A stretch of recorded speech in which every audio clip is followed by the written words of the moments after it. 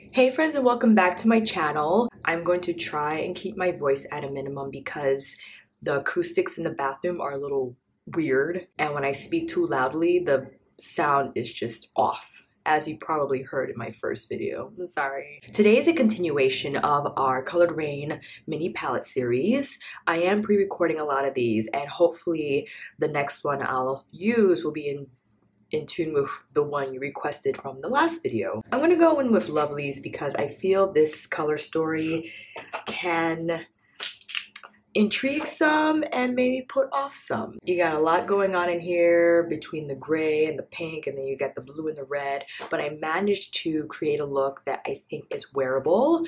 I'm gonna try to do two versions. I'm not entirely sure what I can get through today, but at least we'll do one so you can get some inspo from that. Before we move on, please subscribe to my channel. If you like these types of videos, give it a thumbs up. Definitely let me know if you want to see a specific Colored Rain palette on here next. I will do them all, but if you're burning to see one right away, let me know down below. And with all that aside, let's get started. I already have my brows on, lids are prepped, complexion is on, and I will list all those products down below. First, with our Pure shade, this is a MAC shader brush. The label is completely rubbed off. It's hard to see what number this is.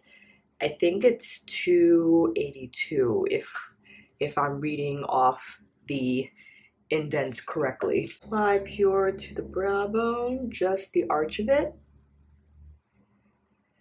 Put some to the inner corner as well, why not? First, we begin with Misty Nights, which is a really lovely gray shade using our Morphe M505. I'm going to slowly work that shade into the crease. I'm building up the color a lot here, shaping it first into an oval first, and then when there's not a lot of product left on the brush, I start to pull it out a tiny bit towards the tail end of the brow. I'm getting a little fallout with this shade. It's powdery in the pan, although it's blending beautifully. I definitely go into more detail in my Beauty Rust video as to my feelings about the Colored Rain shadows. I love the mattes across the board. I think they all apply beautifully, but there might be some that are more kickbacky than others. And just for some reinforcement, I'm going to tap in some powder, continue on here with the blending. I love this gray shade. It's a really beautiful shade. Taking a bigger blending brush, the Morphe M504, grazing the edges and smoothing them out. In fact, I'm going to use Daydreaming, this pinky shade here, with the bigger brush to the edges of the gray and start to blow that out a little more. I think that's such a beautiful color combination with the gray and the pink, because the pink takes on a mauve characteristic. It's not Barbie pink, it's a bit softer and in the same spectrum I feel as the gray is, grayish mauve types of shades, and when blended together I think they give off a beautiful soft smoky effect. I definitely recommend, if using this palette, that you blend out the gray with this pink, or maybe you go in with the pink first as your transition. Either will work. I found that these steps work best for me. I feel like I want to change gears and not do a halo eye, but rather maybe I'm going to do a matte smoky eye and pack in that blue color. Ideally, I would have liked to have a pencil. Because I am babysitting, I don't have babysitting. Well, she is like a human to me. Because I am watching Maddie, I don't have everything with me, and preferably I would like to have gone in with a matte color pencil of a blue shade to prep my lid and then apply the shadow after to build that impact. But we're gonna put this to the test. You know what I'm gonna do? This is what I'm gonna do. I'm gonna take some of my Shape Tape and apply that as a base. Just maybe it will help kick up the saturation of the blue And I'm not cutting the crease so much as I'm just giving the blue a canvas to work on. And I'm using my finger to feather out the edges so they blend into the gray shade and not look super sharp.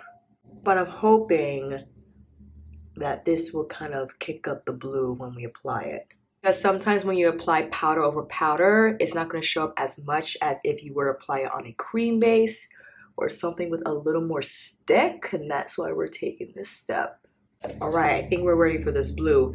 Zoeva 234, my smoky shader, now in with Romance. Definitely glad the powder is on for this one because this is a very, very pigmented blue, as you see. To avoid the fallout, we'll press carefully, taking our time, not swiping. Swiping will definitely drop some shadow onto the lids, onto the face. Hello. I love this shade of blue. It's not quite royal, or maybe it is. I feel it's a nice combo between royal and navy blue because it's a little deeper than your traditional primary blue color, I feel.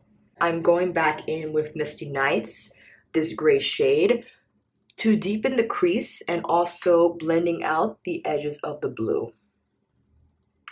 The smaller brush will offer more control. It won't take it up as high. And then I'm able to clean up these edges without messing up the work we did before.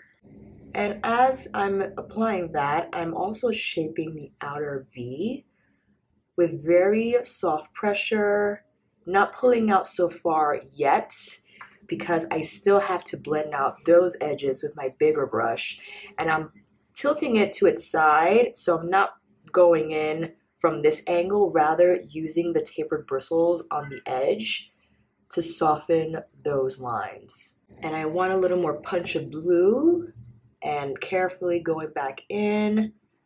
Any gaps you might see, faded areas on the lid, you just carefully reapply.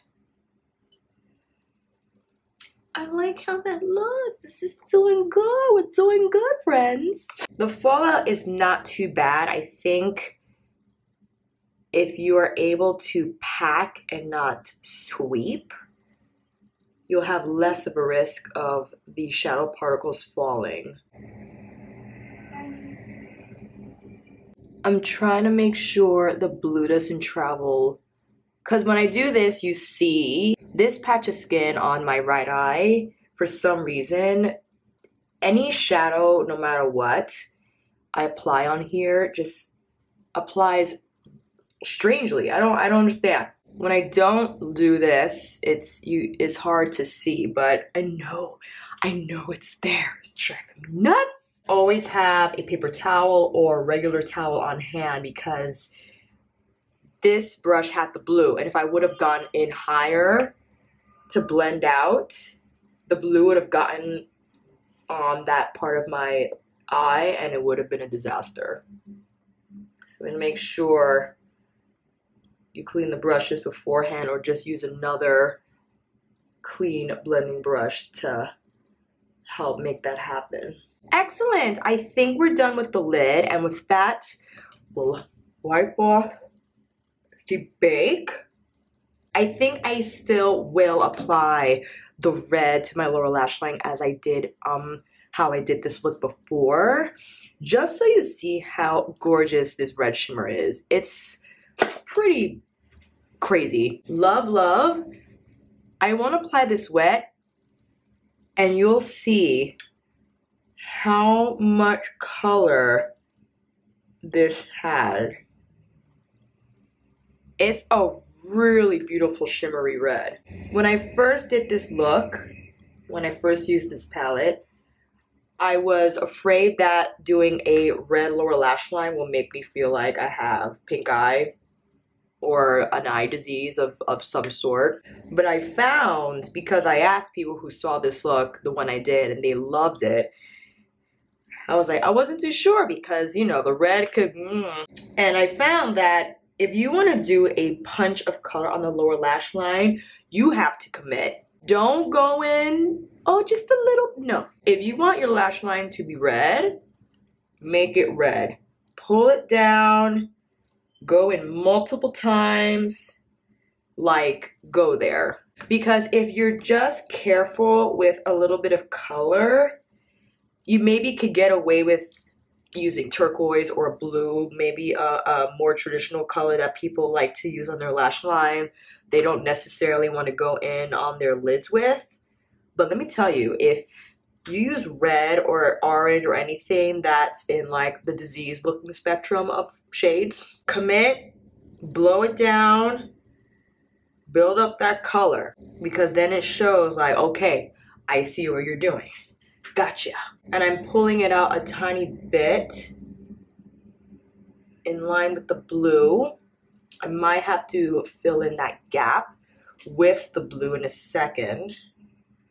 So wasn't too sure how it was going to take shape. For kicks, why not? We'll apply some setting spray. See how that changes things. Oh yeah.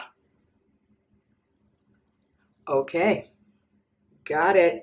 That's really pretty. I think I might want to smoke it out with a little bit of the gray. I'm taking my Anastasia brush that came in her palettes.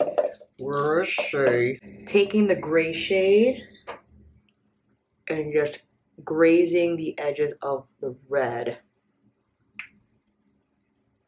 I want this to be very smoky. Now with my pencil brush again, I'm going to apply more blue to my outer corner and just shape it a bit more, pull it out, make that V a little sharper. Definitely make sure I clean the brush from the red.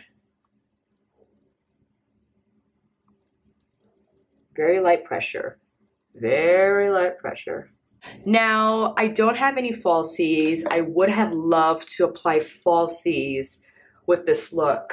We will still apply a wing because I think a wing is going to hold this look together. Ideally, I would recommend using a pot liner because there's so much shadow on the lid that a liquid felt tip, I think, is going to be tougher to look really black. But we'll see what we can do.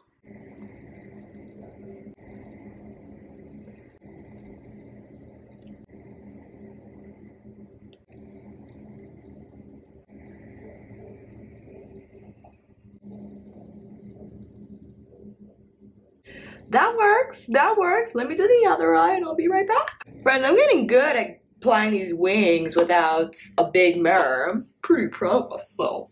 We have one more shade, to use back in with our pencil brush using that pink shimmery shade. This pink shimmery shade here with our pencil brush. I'm gonna punch that into the inner corner. I'm gonna spritz it, get more punch. Sometimes when I do these matte looks, it's great when you're in front of natural light because you can see the holes or any faded parts that still might be lingering. I'm trying to really make this as smooth as possible, so don't be surprised if while checking in for any finishing touches that you might just have to blend a little more, especially right here. Use a small brush, take your time, light pressure. What is that? Oh God, I'm gonna fix those little hairs. I just saw Melissa Alatorre do her first impressions and she tried the Total Temptation, I think, the new mascara from Maybelline, and it made her lashes look bomb. I haven't run into a drugstore mascara that stole my heart. as of yet, and I'm looking to try that because it made her lashes look big and thick and long. And it'll be nice to have a drugstore alternative because this sucker I feel goes for, is it $25 or $30 a pop? And with mascara, the expiration is, I believe, 3 weeks. Is it 3 weeks or is it 3 months? It's 3 months. 3 weeks, girl, if that was the case. What? That would be crazy. I believe it's 3 months because it's on the eye, it gets used frequently, it has a tendency to dry it out faster than I think any other cream product in its category. Just because of the nature of how mascara is applied, it has a bigger risk of harboring bacteria in the tube and on the wand, and that's why it's recommended that you toss it after 3 months. And I use mascara every day, sometimes twice a day, so I take care and make sure that I replace it in due time so I don't get any eye infections. It'd be nice to replace it with a cheaper option, but will still give me the same lush lash effect. Doesn't look too bad without the falsies. With falsies, it will look more lush without a doubt. I didn't bring them with me, but good to know I could still kind of pull it off with just my lashes and mascara. I think today is the perfect opportunity to try the other Burt's Bees blush that I purchased along with the peach shade. Yesterday, I applied that to the Beauty Rust. This is Bare Peach. Here's that hue. And now I want to try Toasted Cinnamon, which I think more appropriate for this eye look. You got a lot of going on here, and I wanted like a warmer, but not a bronzer shade on my cheeks. Let's see how that looks. Taking my Morphe E4 with Toasted Cinnamon. I like that.